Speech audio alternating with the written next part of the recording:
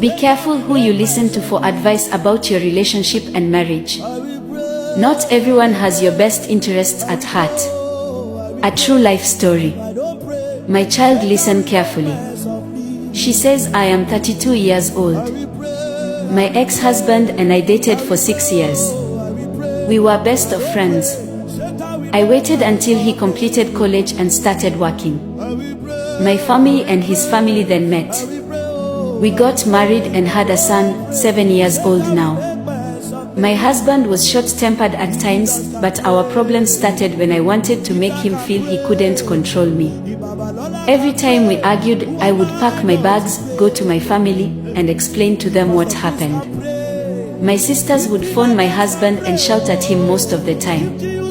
If he tried to control me, I would always dare him that if he wished, he could divorce me. I never wanted a divorce. I just had pride and I never wanted to look like a loose woman in his eyes. One day, I pushed him so hard that for the first time, he beat me and locked me outside. I went to my family and they got him arrested by the police. This repeated itself and every time it looked like I was being abused by my ex-husband.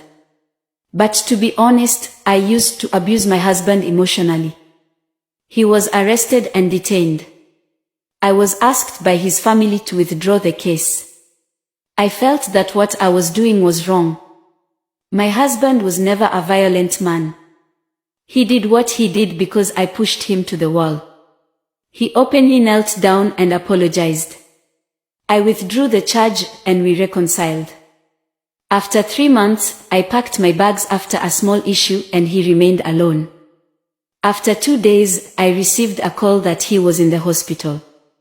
My family told me that I shouldn't go there because it would look like I was begging him. My sisters believed he was faking the illness.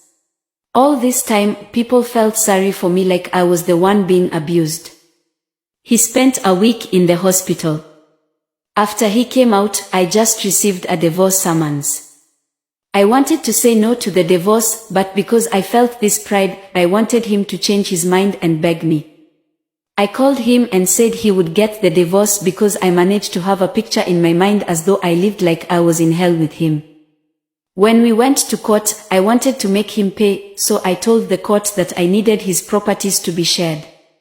To my surprise, he openly told the court that whatever he and I acquired together should be given to me. All he wanted was a divorce. We were divorced in July 2009. Now, my husband is remarried while I am here wasted. My family members are gossiping about me. I depend on what my ex-husband gives to my son for survival. I know I wasted my marriage. I am here telling all wives and potential wives that they should be careful how they get advice. Don't be deceived. Don't entertain family interference in your marriage. Even my younger sisters are much more respected than me now.